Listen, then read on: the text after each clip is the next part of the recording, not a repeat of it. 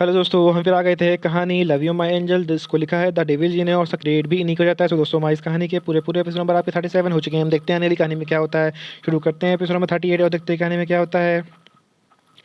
फिर धैर्य ने उसे उस बैग को बंद कर के बेड पे ही ऐसे छोड़ दिया और वापस किचन में चली गई। उसने चले जाने के बाद रावी और वीरा जो गेट के पास छुपे रहे थे वो अंदर आए और रावी के उस बैग को देखते हुए कहने लगे, दी इसमें क्या होगा। वीरा ने उस बैग को खोला और कहा, मुझे देखना है। ये कहते हुए उसने उसकी सारी स्केच बुक बाहर निकाल ली। दोनों ने अपने हाथों में एक एक बुक ले ली उसे देखने के लिए। हर पेज पलटने के साथ उनके चेहरे पे एक्सप्रेशन चेंज हो रहे थे। फिर दोनों एक दूसरे की तरफ देखा और वापस सब कुछ पहले जैसा करके बाहर आ गई। धैर्य तब तक टेबल पर खाना लगा दिया था। आना की आज नाइट शिफ्ट थी, इसलिए वो तीनों ही खाना खाने वाली थी। जब रावी बाहर और वीरा अपनी जगह बैठी तो वीरा ने की नज़र धैर्य के साइड में रखे फ़ोन पे गई। उसे देख के अपनी आंखें छोटी कर ली और कहा, मम्मी क्या आपने नया फ़ोन ले लिया है। धैर्य ने उन दोनों को की प्लेट में खाना डालते हुए कहने लगी, नहीं, हमें कंपनी से मिला है। वीरा ने कुछ नहीं कहा और खाना खाने लगी और उसे देख के लग रहा था कि वो कुछ सोच रही है। थोड़ी देर बाद वो तीनों अपने घर बने सीढ़ियों पर बैठ गई थी।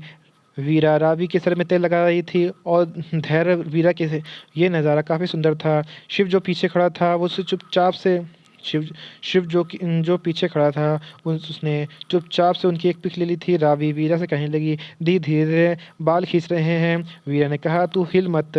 रावी ने मुंह बनाकर सामने देखते हुए कहा, मम्मा आप हमेशा दी को बीच में वाली रूम ही क्यों बैठाते हैं और मुझे दी से तेल लगाना पड़ता है। अगली बार आप मुझे लगाना, फिर मैं भी इसके बाल खींच खींच के तोड़ दूंगी।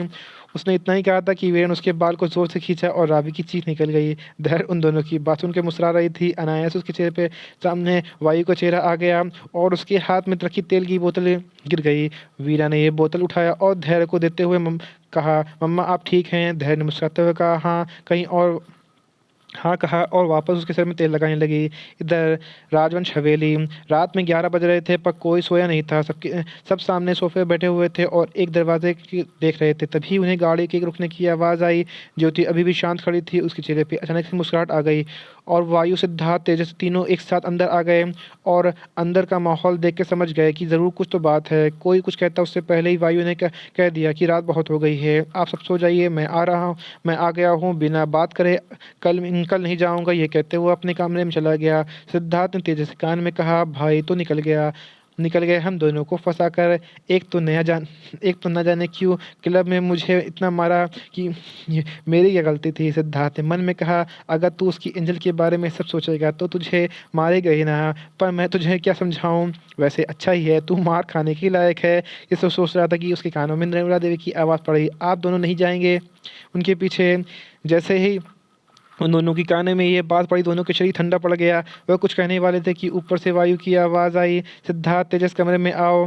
जो दोनों वहाँ से कैसे भागे जैसे उनके पीछे कोई भूत पड़ गया हो। और यहाँ ज्योति गुस्से में आग उबाला हो रही थी। निर्मला देवी ने गहरी सांस ली और कहा, सुबह बात करते हैं, सब सो जाइए। ये कहते हुए उन्होंने सबको जाने के लिए कह दिया था। सबके जाने के बाद कृपा जी वहीं खड़े सेकंड फ्लोर को देख रही थी। तभी वैभव जी उनके कंधे पे हाथ रखा।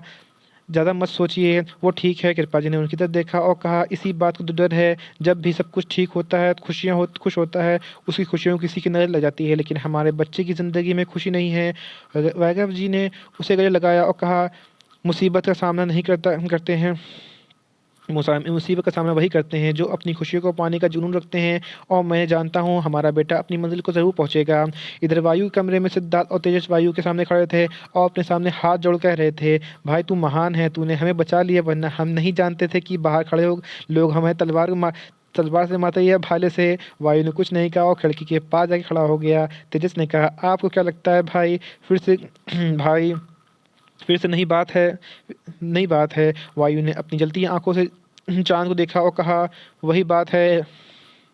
सिद्धार्थ थोड़ा परेशान दिख रहा था, जिससे कुछ कहना चाहता हो। वायु ने बिना पीछे मुड़े कहा, अगर मुझे पता चला कि तू कुछ छुपा रहा है तो मैं तुझे तलवार से नहीं मारूंगा, पर उससे उससे बदतर मौत दूंगा। ये सुनते सिद्धार्थ का चेहरा पीला पड़ गया था और हालांकि उसके उसके हाथ कांपने लगे। तो उसने खुद को कहा, काश भाई मैं तुझे बता पाता। फिर खुद को नॉर्मल करते हुए कहने लगा, तू मुझ पर शक कर रहा है। ये कहते हुए उसने बेड पर लेट गया।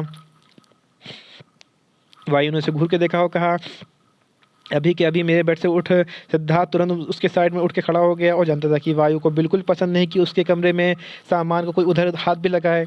और फिर वो दोनों वहाँ से चले गए। उनके जाने के बाद वायु खिड़की के बाहर देखते हुए कहने लगा, बस थोड़े दिन तक। और कहते हुए उसकी आंखों में अजीब सी चमक थी। दूसरे दिन आहाना अपनी नींद भरी आंखों लेके सोफे बैठी थी और धैर्य उसकी और रावी और वीरा की चोटी बनाते हुए देख रहे थे।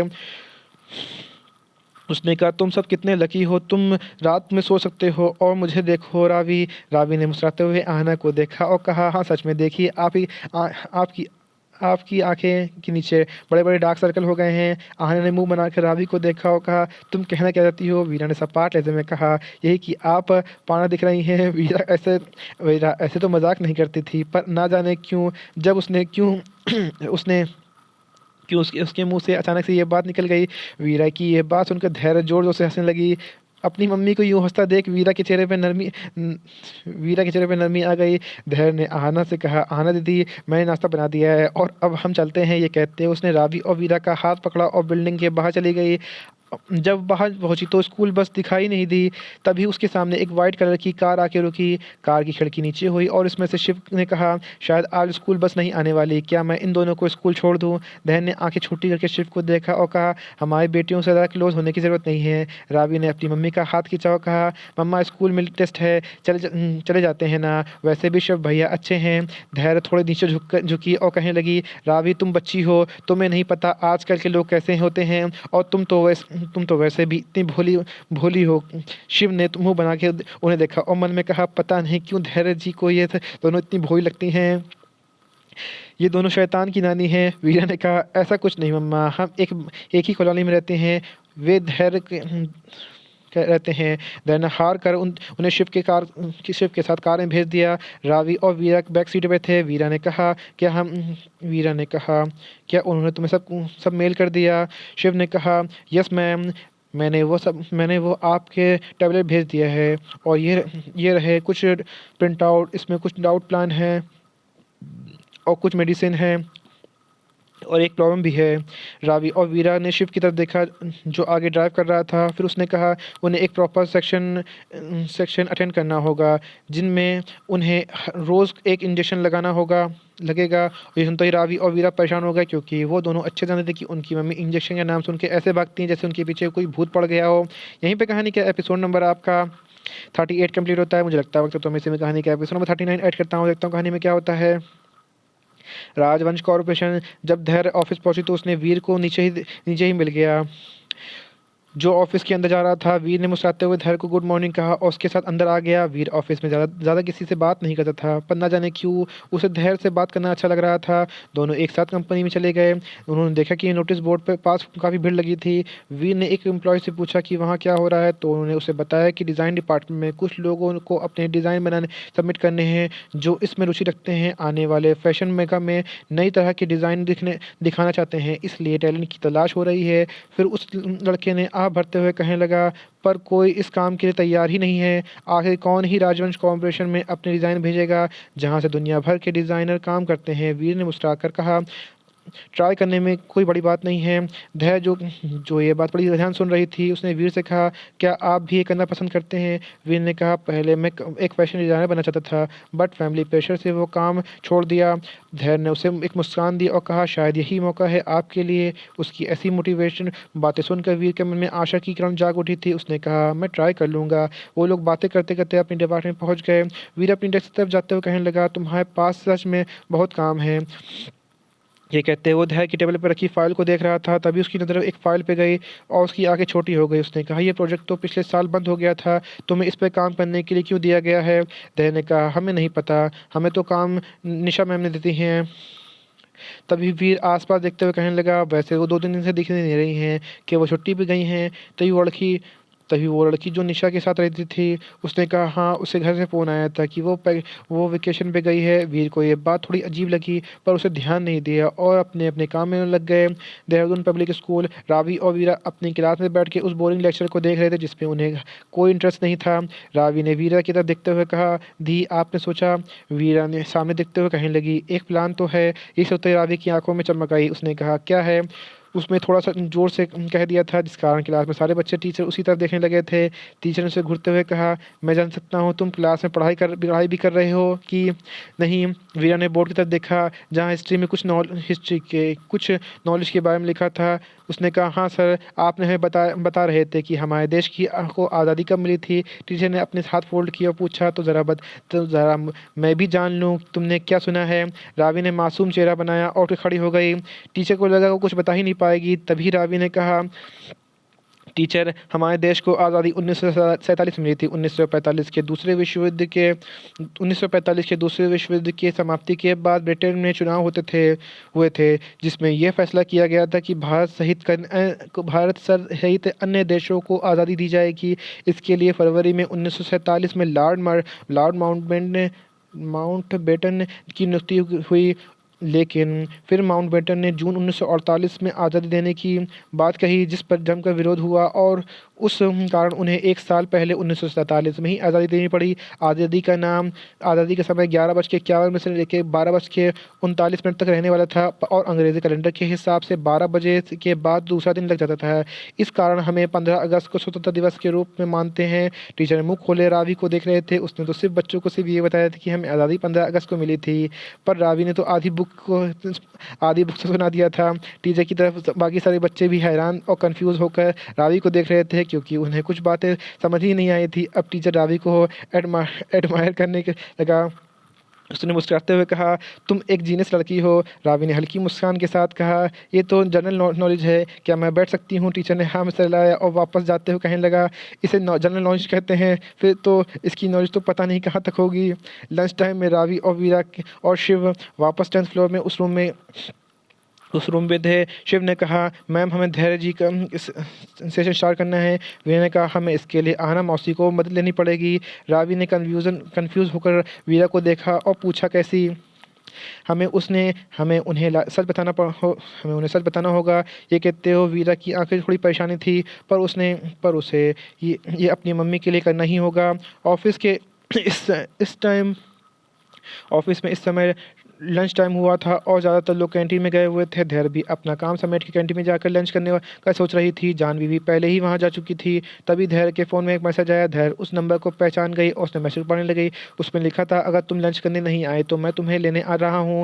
ये सुनकर धैर्य के हाथ से फ़ोन गिरने वाला था। अगर कंपनी को बहुत उस बॉस उसे यहाँ लंच लेने आएगा तो क्या होगा? तो कंपनी में तूफान आ जाएगा। उसने जल्दी से अपना सामान समेटा और अपना टिफिन बॉक्स लेकर लिफ्ट की ओर चल पड़ी। जैसे ही वो 30 फ्लोर से पहुंची, उसे करण हमेशा की तरह बाहर खड़ा हुआ दिखा। उसने मुस्कुराते हुए उसे गुड आफ्टरनून कहा। तभी करण बोल पड़ा, मैम, कल आप आई नहीं। सर ने स्पेशली आपके लिए शेफ क्या फूड बनवाया था, हमें वो सब देखना पड़ा। धैर्य को अब अपने किए पे पछतावा हो रहा था। वो कल इसलिए नहीं आई थी क्योंकि उसे ये सब अच्छा नहीं लग रहा था। अगर वह अपने बॉस को इतना ज़्यादा कांटेक्ट में रहेगी तो लोग उसके काम को नहीं देखेंगे। उन्हें यही लगा कि वो अपनी बॉस की मदद से यहाँ तक पहुँची है। वो अपने ख्यालों में थी। करण ने कैबिन का दरवाज़ा खोल दिया और धैर्य अंदर चली गई। उसने देखा वहाँ वो वाइट कलर के सोफे पे एक आदमी फॉर्मल सूट में बैठा हुआ था। सामने सलीके से सजा हुआ खाना रखा हुआ था। धूप में उसकी नीली आंखें समुद्र से गहरी दिख रही थी। धैर्य दरवाजे के पास खड़ी होकर एक नज़र उसे देखने लगी। तभी उसके कानों में वायु की आवाज़ आई, तुम्हें यहाँ आने चाहिए।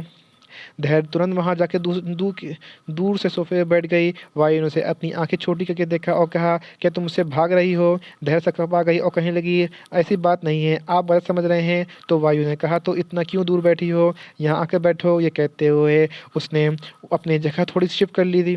धैर्य ने उस खाली जगह पे देखा तो चुपचाप जाके बैठ गई। वायु ने उसे खाने का ऑफर किया।